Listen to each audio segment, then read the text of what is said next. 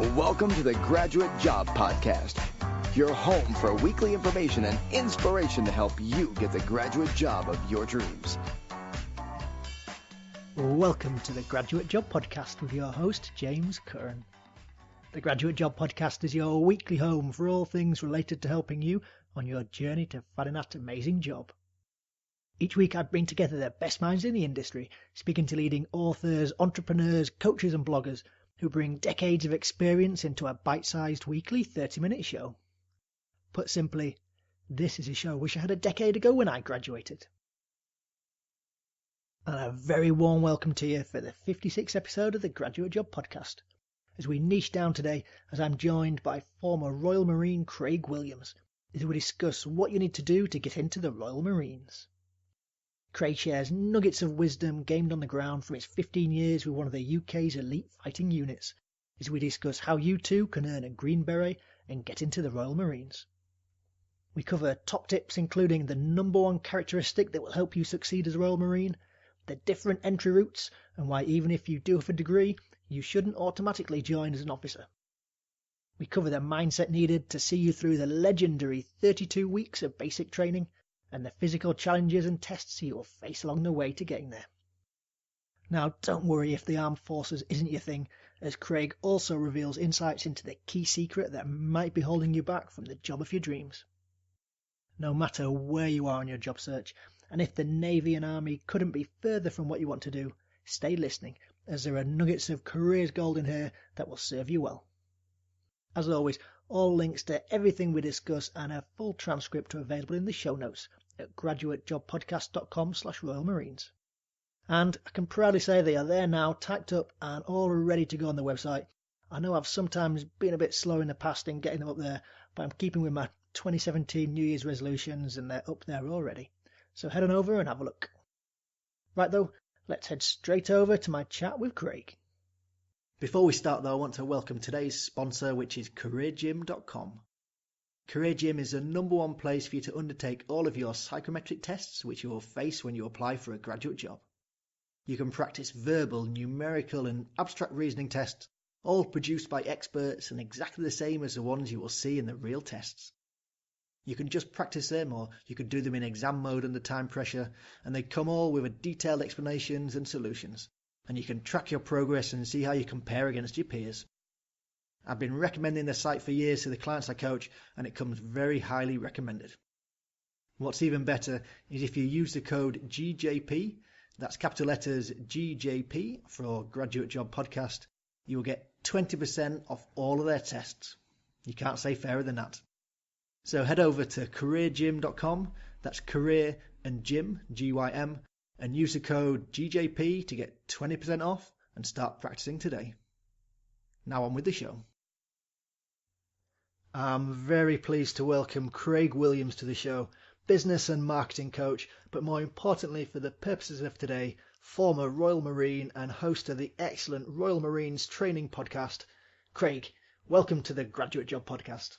No, thanks a lot, and thanks for having me. No, pleasure. And today we're going to discuss how to get into the Royal Marines. But before we do, would you like to give our listeners a flavour of your career and how you came to run the Royal Marines training site?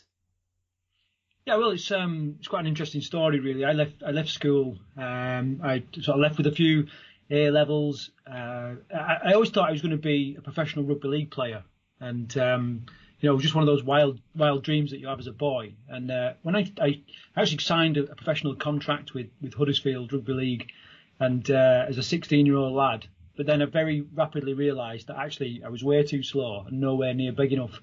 At the time, Rugby League went through a bit of a transition. We went to what's called Super League, and it still runs today. And all the clubs got a big injection of cash. Basically, they went out and bought loads of high-priced foreigners and kicked all the youngsters out. So I was like, right, what am I going to do now? And I did a basic sort of skills finder test, this, I don't know what they call it, but it's like this will be an ideal career for you type thing. Yeah. And right at the top was Royal Marines Commando, and the word commando really gripped me because I thought, what is that? I was a bit of an outdoor type, loved outdoors and all that, and it sort of sparked a bit of curiosity into what the word commando meant. And the more I looked into it, the more I realised what this was an immense challenge.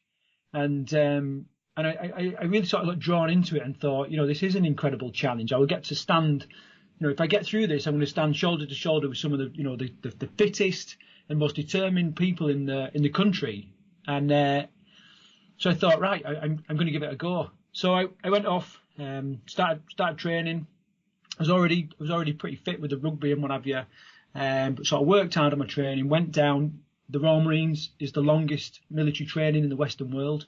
And also, often regarded as the hardest. It was really tough, and we'll probably talk about that later in the podcast. As I got through training, which wasn't, it didn't go without a few bumps and what have you in the road, but I got through training, and then I had a career of about 15 years where, even in terms of like Royal Marines, I was very, very busy. So I went to all over the world on operations, so Afghanistan, Iraq, Sierra Leone, Guatemala, Nicaragua, Kosovo, and more, and more places. So I really travelled the world. To be honest, the toll of going to Iraq and Afghanistan, I kind of felt that a little bit towards the end, and I decided it was time for me to move on and do something different. And I left the Marines without really knowing what I was going to do. And at that point, I sort of dropped a little bit, spent a bit of time homeless, sort of penniless, clueless, didn't have a clue what I was going to do. And basically I thought, well, I've done a lot of fitness in the Marines, so I'm going to start a little fitness, personal training business. So I started that, and I very soon realised that it didn't matter how good a trainer you were, if you couldn't get your name out there, if you couldn't get clients, if you couldn't generate income, it's just all for nothing.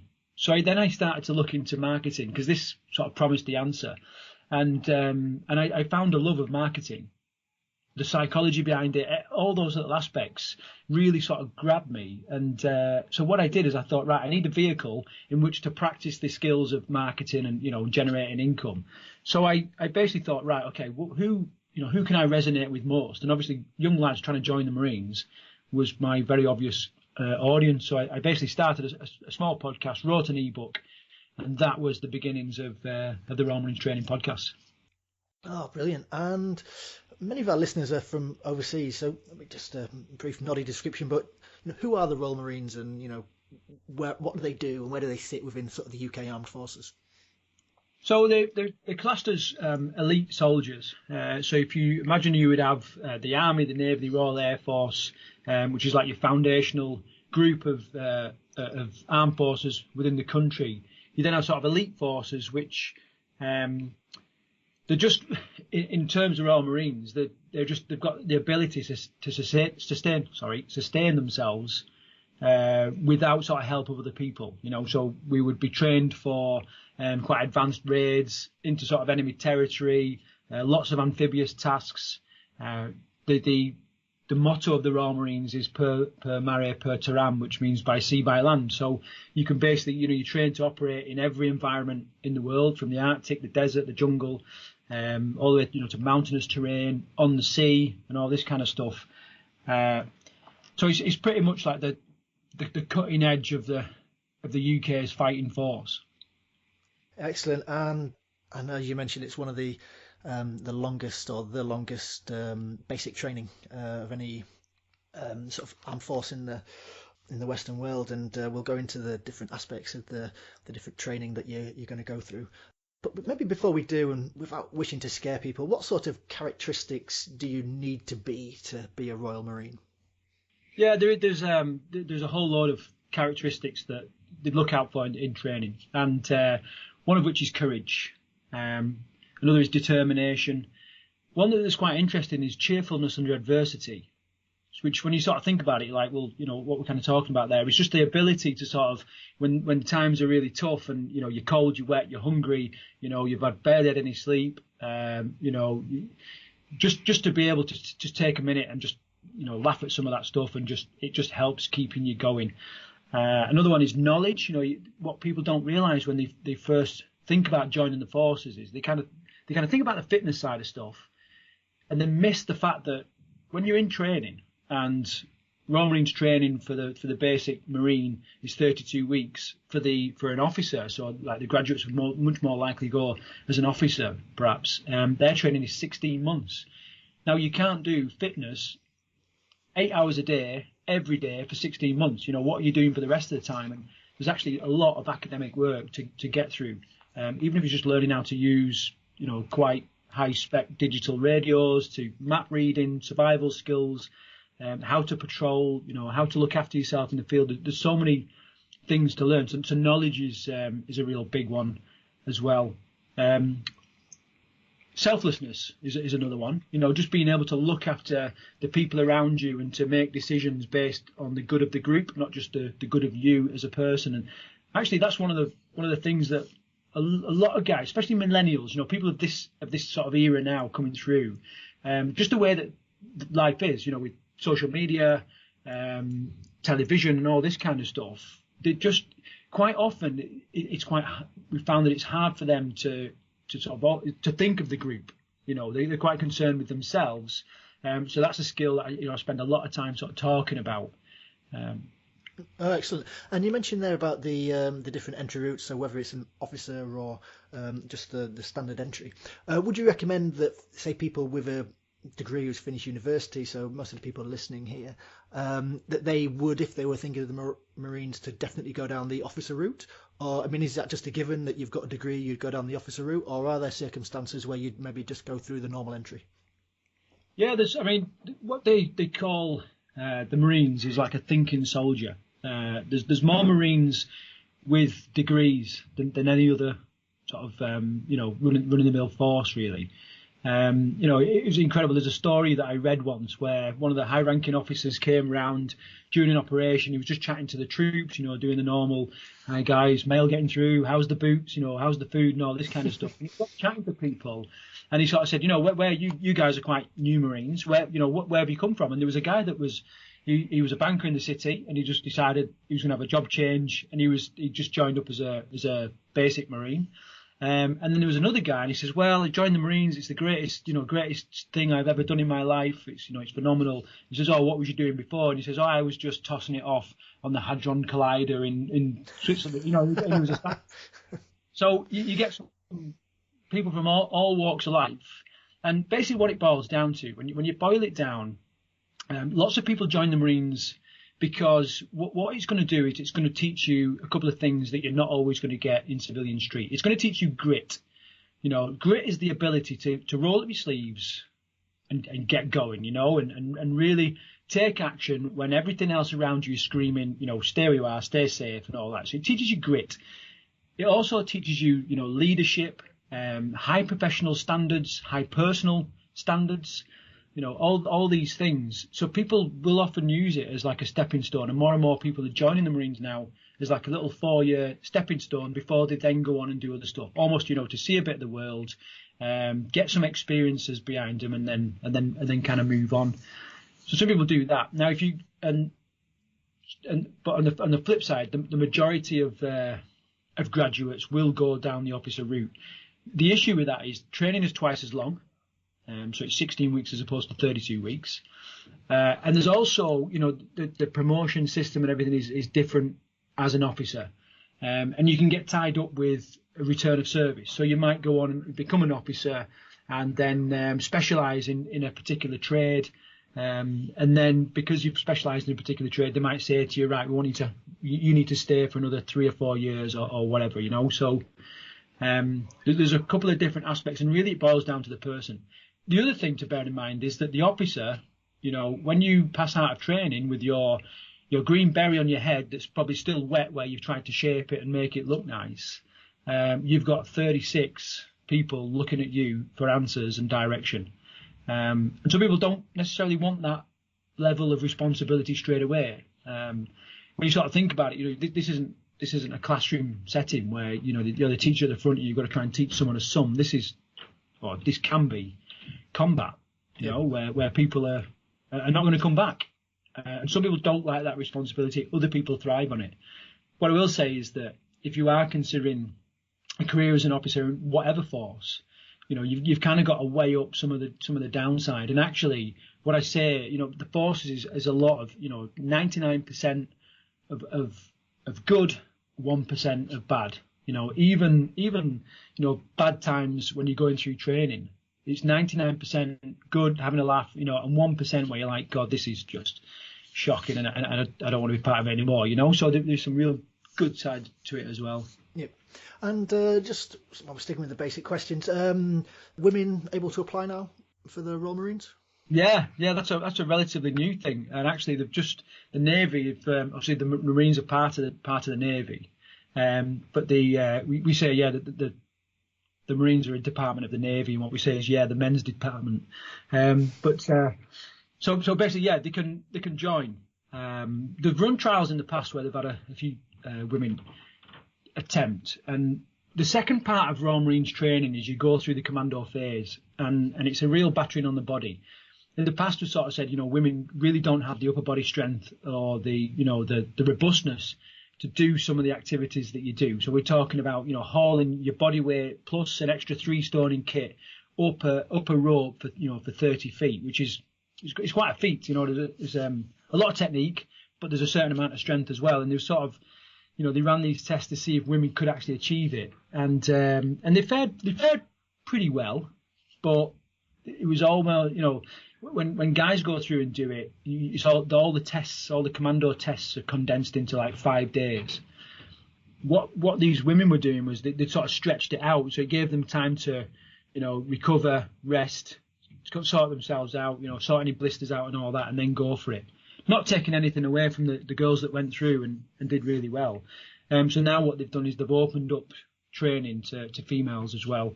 But they surveyed all the females in the Navy and said, who wants to attempt this? And I think they got 3 volunteers. Okay. So it's got a long way to go yet. In my group, in my Facebook group, I'm starting to get some sort of, teenage girls now that are like, I'm really considering a career in the Marines. So I think it's going to change. I think it's going to come round and it's going to be a real thing. At the minute, very, very early stages. Excellent. Well, listeners, you can be that first cohort that goes through it. So if you fancy it, definitely give it a show. Give it a shot even. Yeah. So Craig, let's move on then to the different aspects of applying. So having made initial contact, one of the first stages is the Naval Service Recruiting Test. What would be involved at this stage? I will say before that, the hurdle where I see most people fail is the first step of registering interest. Just going to the careers office and putting the hand up and saying, you know what, I'm considering a career in the Royal Marines. Now, there's no obligation there. Just because you've walked into the careers office, it doesn't mean you've then got to go and do loads of press ups in the mud. There's no obligation. You're just basically showing an interest, and that is the point in which the majority of people fail. They just do not even take that first single step. They do lots of talking about it, and then of course later in life, you meet people and they sort of say, oh, Craig, what have you done? I was in the Marines and all this, and they go, oh, I was going to join the Marines. I'm not really interested in that.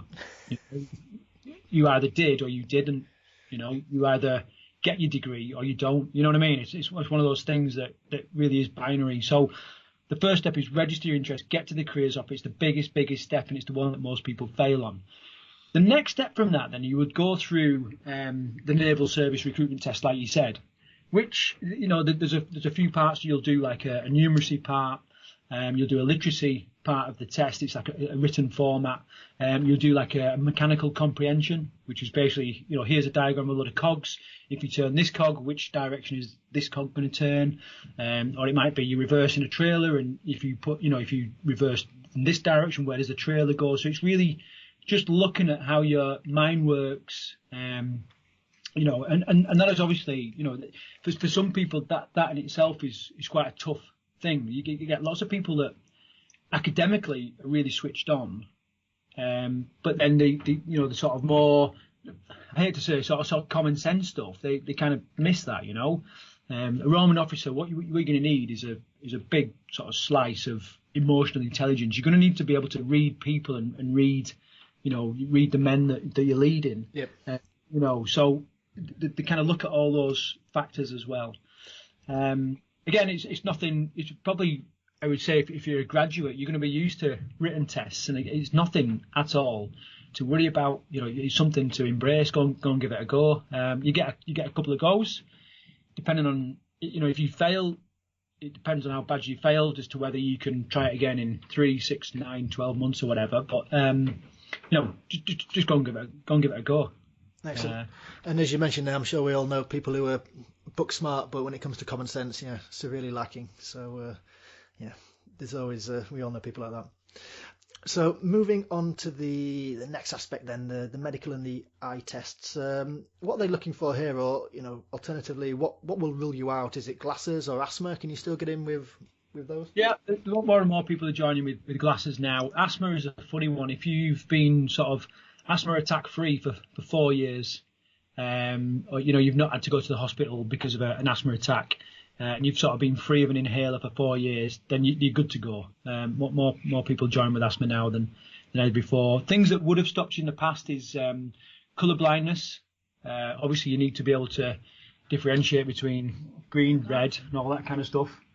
It's got a real serious aspect, because obviously boats, planes, all that kind of stuff, the left-hand side's marked with green, the right-hand side's marked with red, so there's real sort of need for that. So some aspects of colour blindness will bar you from entry straight away.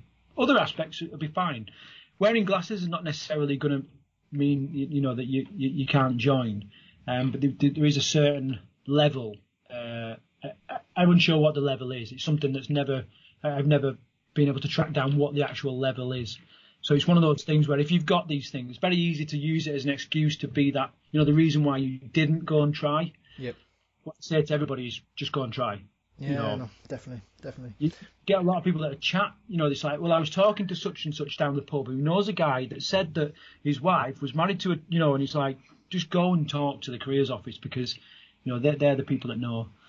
So eye tests and medicals. Medicals are just looking for anything that's going to affect you're going to get a real hammering in training physically. And, you've got to have a certain amount of robustness. And if you start with injuries or, maybe you've got like an excessive curvature of the spine, which is quite a common thing. These are all things that could bar you from entry.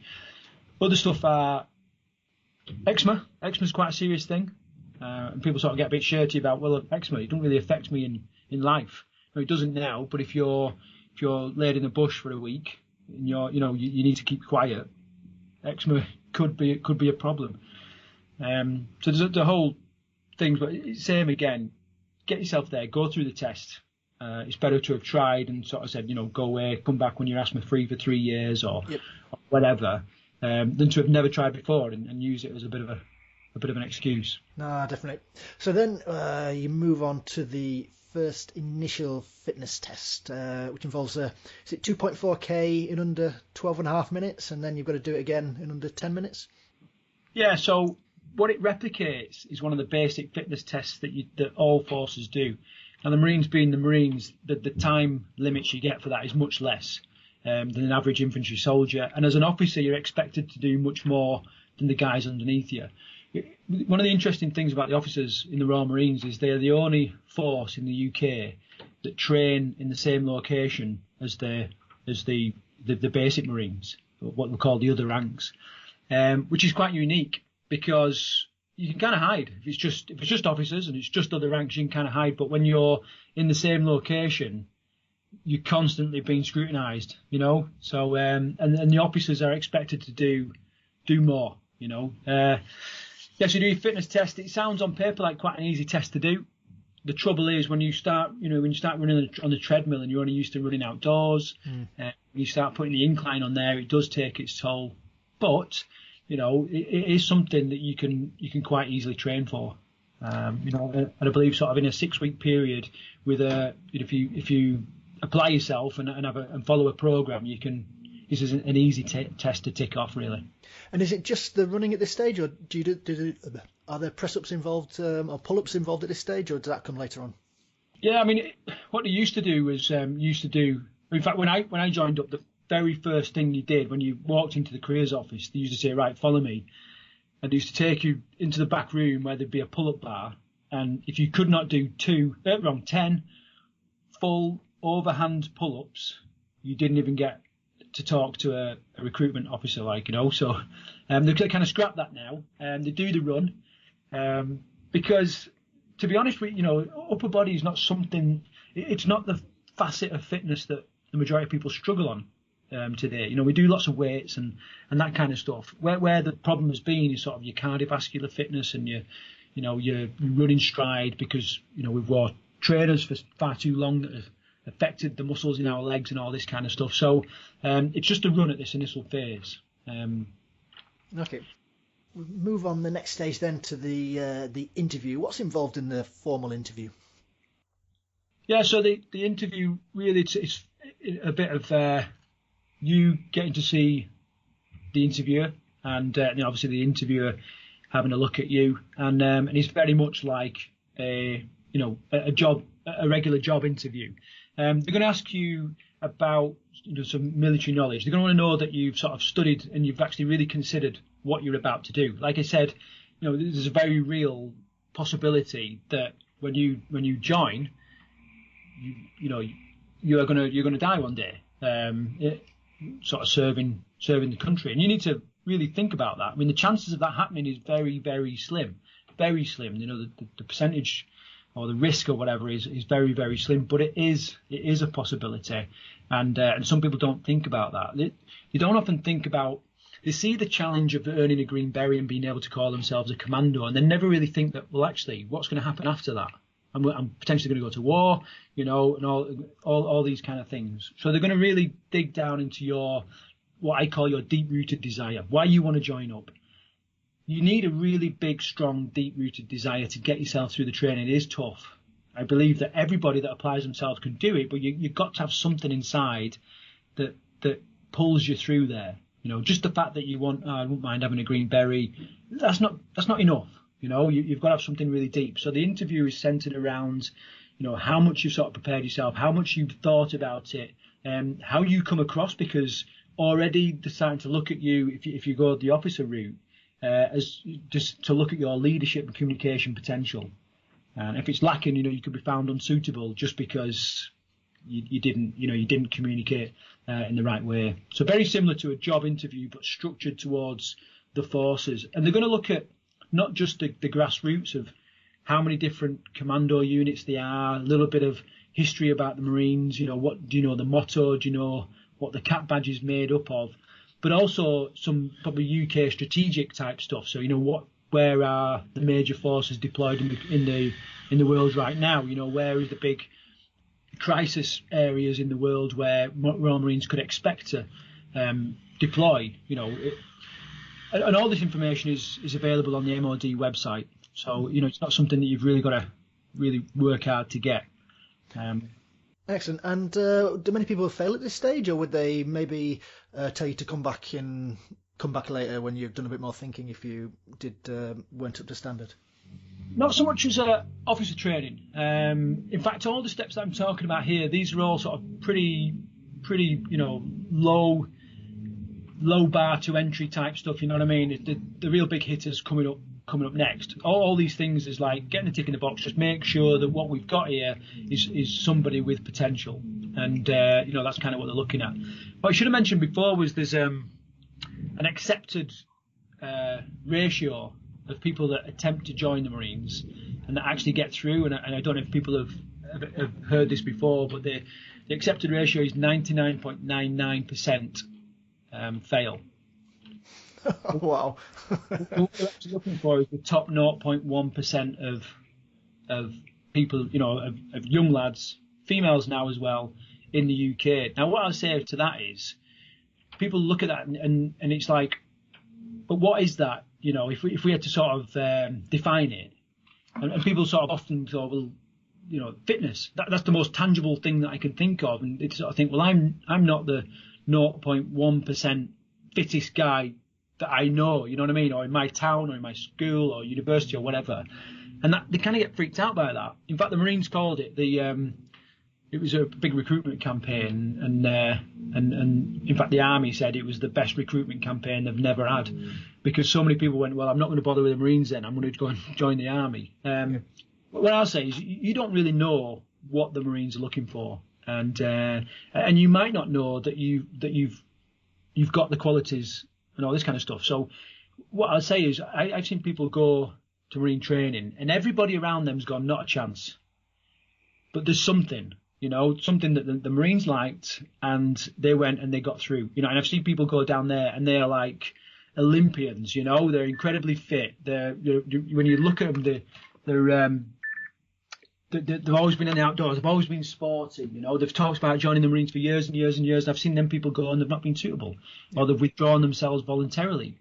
So you just don't know, and it's something that you just got to go one step at a time. Every challenge is a journey, and every journey is a series of small steps. So one step at a time and keep working through. Yep. And as you said earlier, if you never apply, you're never going to get in, no matter how fit you are. Yeah, that's it. That's the one thing that is certain. If you don't even raise your hand, you're definitely not going to get in. So. Yep.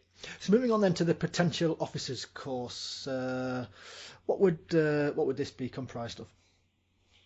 Well, it's funny when you read the terms out. I mean, again, I don't want to freak anybody out. I just want to set some expectations. I had the hairs on the back of my neck stood up when you said the potential officers course. What in effect it is, you will go down for a 4-day fitness and sort of mental assessment. So I think in the last count there's something in the region of 70 different assessments that you go through in those 4 days, and it can be anything from the assault course to gym tests, to rapid fire quizzes when you're tired and all this kind of stuff. Just lots and lots of tests that you've got to go through. Fundamentally, this course is set up to do one thing, and that is make you opt out. They don't publish that as their aim, but through friends that have put this program together, I know that's what the aim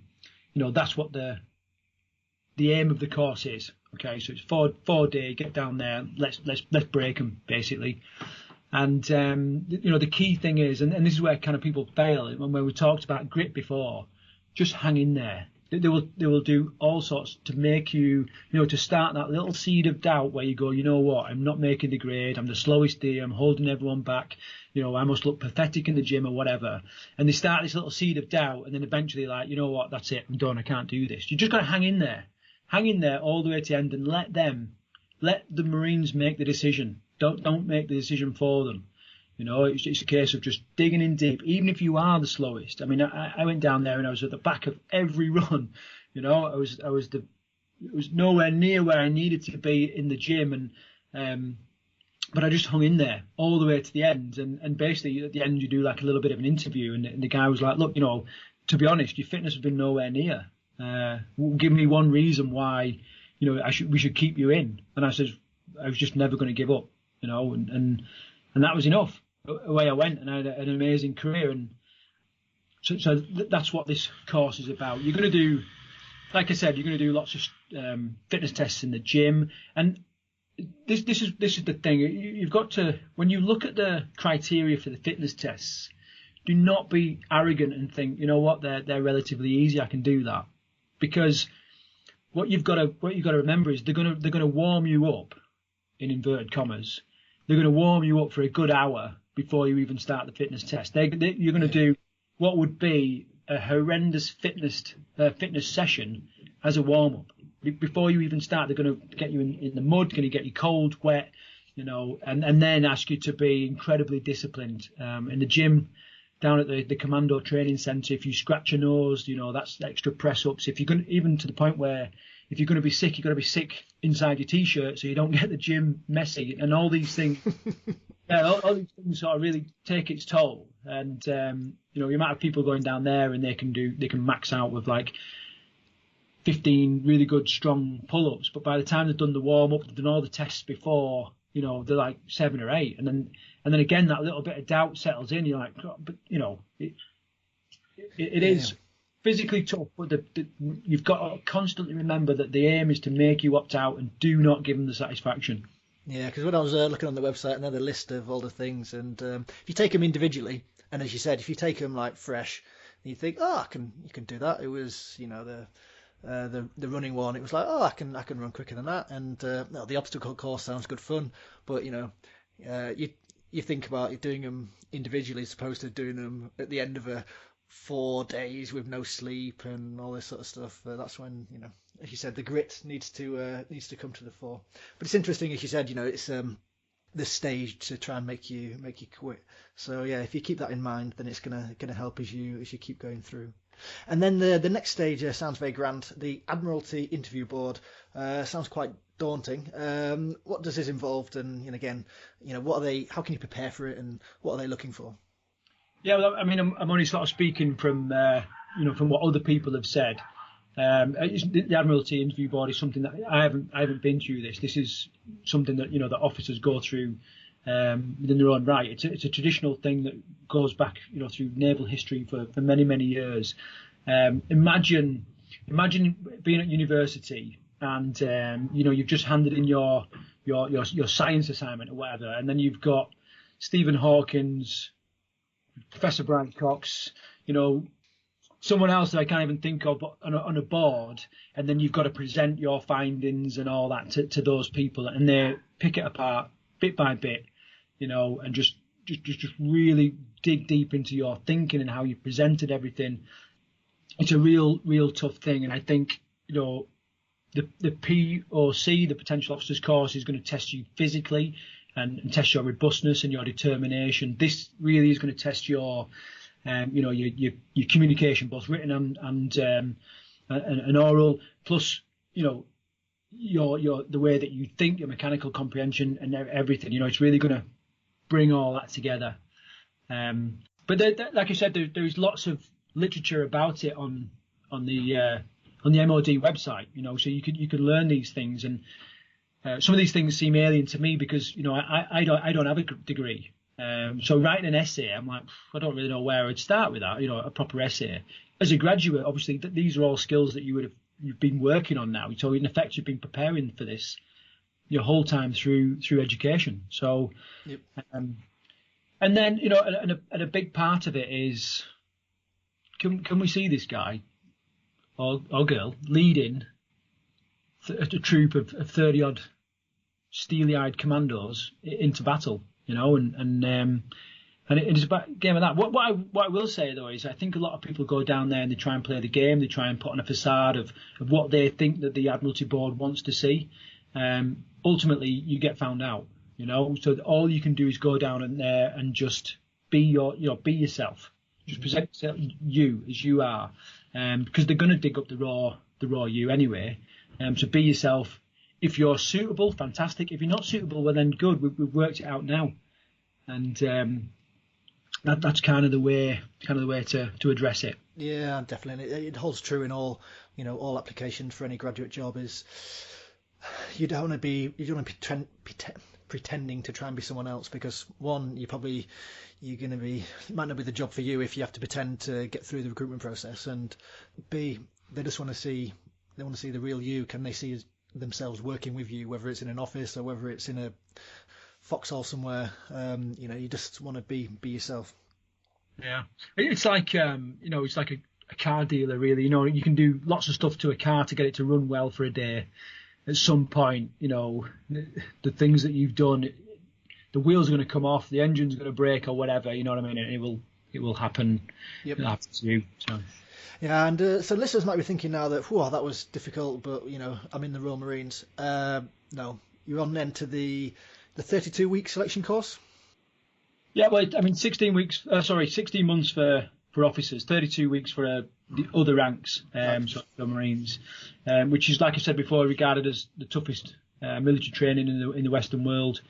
It is a massive experience. I mean, as well as physically being challenged and just creating incredible determination, all the courage, knowledge, just deep-rooted confidence in yourself. Not arrogance. That's different. You know what I mean? It's a confidence of your abilities, to the point now where we're in a bit of a cold snap at the minute, and people are petrified because of the cold. Well, I know I can operate in temperatures of like minus 30 and below. I've done it. I've experienced that. And you do all these things, and what pops out is this really well-rounded person of quite high professionalism, determination, some really, really good qualities. The downside is you've got a bit of physical activity and a few other tests to get through. Yep. And of the people that start taking, for example, the officer 16-month, then what percentage of people who start it will actually complete it? I don't know what the current the current stats are at the minute. I know that, let me tell you from past experience, when I did my 32 weeks of training, 52 people started and 6 people finished, 6? With the original troop. Yeah. So the thing is, what happens if you pick up an injury, or if you fail a test because you weren't quite ready, or all this kind of stuff, what they'll do then is you get what's called back troops in an officer training.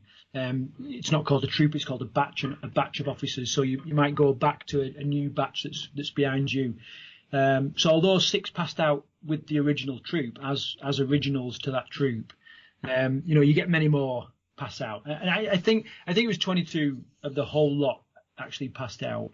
The interesting thing is, when the first day, I remember this day so clearly. I remember looking in our room, and my nickname in training, the training team used to call me Bloody Pie Shop because I was a bit of a chubby. But anyway, I looked around the room and I was thinking, God, only a percentage of these people are going to get through, and I don't look like I deserve to get through compared to other people. And I think this is a massive lesson in life because quite often you can't judge people by how they look. You can only judge people about what they do and all that kind of stuff. And very soon, we had people sort of on the first day deciding that it wasn't for them, and you're looking at them thinking, God, you're an amazing sort of physical specimen and all that. And then I was there, little chubby guy. The guy in the bed next to me, who's one of my best mates now, is a little scrawny fella, and we managed to get through, and these other guys didn't make it. So you can't really judge other people by how they look, and you certainly shouldn't compare yourself to other people because you're you, and you can't do it like that. It doesn't really work. Yeah. Unfortunately, Craig, time is running away with us. But one final question then before we move to our quick fire questions at the end. We talked offline before about the importance of mindset and just how you're going to face physical challenges, but above all, it's a mental challenge. What advice would you give people who are thinking about applying, who aren't really sure, to give them the confidence that they can go on and do it? I think the first thing is, confidence is a muscle, and the more you train it, the more you can get. So if you're looking at yourself thinking, I'm not sure, well, good. You need to have something that, I'm a massive believer that human beings need challenge. If we don't have challenge, we start getting depressed and we start getting low and all this kind of stuff. So that's good. That's exactly where you want to be. That's right. It's just that the next step we need to work on is like, but maybe I can.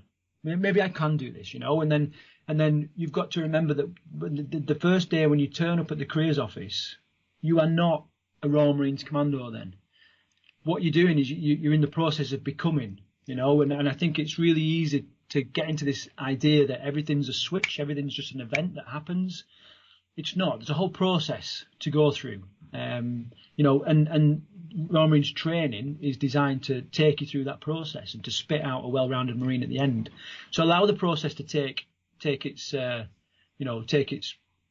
whatever the word is, you know what I mean? Yep. Take its effect. Allow the process to take its effect, and just take one step at a time. Like I said before about the challenge. Every challenge is a journey. Every journey is a series of small steps. Brilliant, and that's a really nice place for us to finish on, Craig. So moving on to the weekly staple questions then. It doesn't have to be specifically Royal Marine related, but it can be. What one book would you recommend our listeners to read? Yeah, I mean, there's loads of books that I could recommend, and there's lots of books that are specific to Royal Marines training. But one book that I think would help anybody in, even if they're listening to this and they don't have a desire to join the forces or the Royal Marines, is a book by a lady called Angela Duckworth called Grit: The Power of Passion and Perseverance. And it really is that thing, if I could box up or bottle up one trait, one characteristic to hand to anybody that wants to go through life and do well in life, it would be grit. So that's the book that I recommend. Oh, super! I've not come across that one. That sounds a good one to read. And listeners, as usual, All links and a full transcript to everything we've said today can be found on the show notes at graduatejobpodcast.com/Royal Marine. Craig, moving on to the next question then, what website would you recommend that our listeners visit? I mentioned the MOD website quite a bit. I mean, they do a fantastic job of informing potential, candidates and what have you. But what I want to do is just something slightly different. And I would talk about using Google Alerts. I mean, when you're preparing for anything, quite often it's about just having that topic in your awareness. And one thing that I encourage all the people that come to my podcast and that to do is to create a Google Alert. So if you go to Google, find the Google Alerts, you can basically type in a phrase, and then what Google will do, it will go out every day or every week or whatever into the internet and bring back all the new information with that phrase in there. So you could type in, Royal Marines, and then see what information comes up, and that gets dropped directly into your email.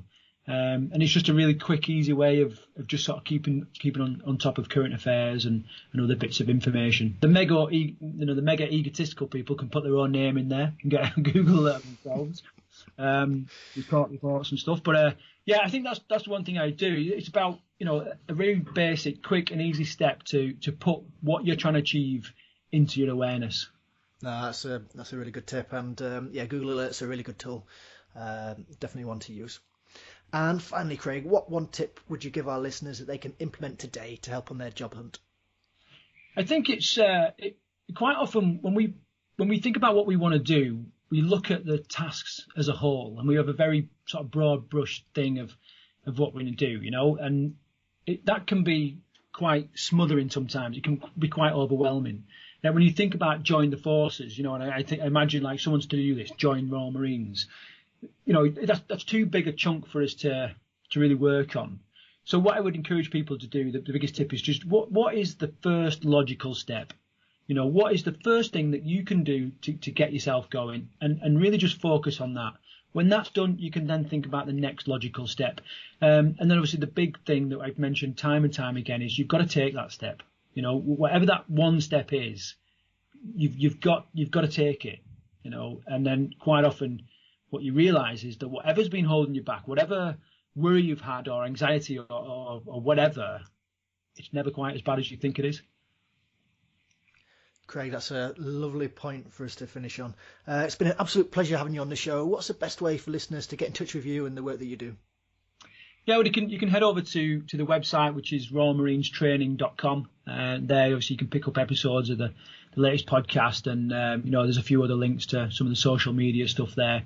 I've got to say, it's been an absolute pleasure sort of chatting to you as well, James, and hopefully, I'm pretty sure people will find a couple of nuggets of interest in this. So, thanks for having me on the show. I'm sure they will. It's been a pleasure. Cheers, Craig. Thanks a lot.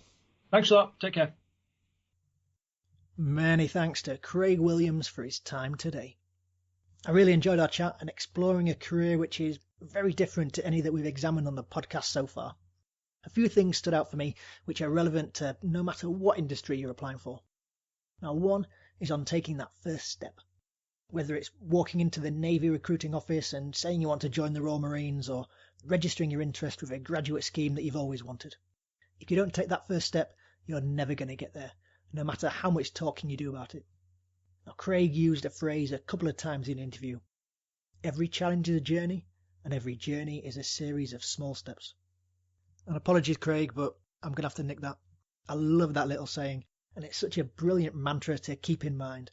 Whether you're embarking on a 20-mile yomp across Dartmoor or trying to summon up the motivation to complete yet another online application, keep that phrase at the back of your mind and just keep breaking it down into small steps. Remember, as you go through the recruitment process for whatever job it is you're applying for, there's likely going to be the equivalent of the potential officer's course, a stage put in there just to make you quit, to sort out the people who can be bothered and really want it from those that just think they do. Keep going, put the effort in, and it'll be worth it on the other side. So that brings us to the end of episode 56. Don't forget, there is a full word-for-word transcript of the whole interview up on the show notes at graduatejobpodcast.com/Royal Marines, so get yourself over there and have a look. Now, if you've enjoyed the show or any of the previous 55 episodes, the way you can show your thanks is to go over to graduatejobpodcast.com/survey and answer my 3 questions, letting me know what you like about the show and the episodes you'd like to see. So head on over there and do check it out. All that's left is to say thank you for listening. I know you have an unlimited choice of where to spend your time, and I really appreciate you choosing to spend it with me.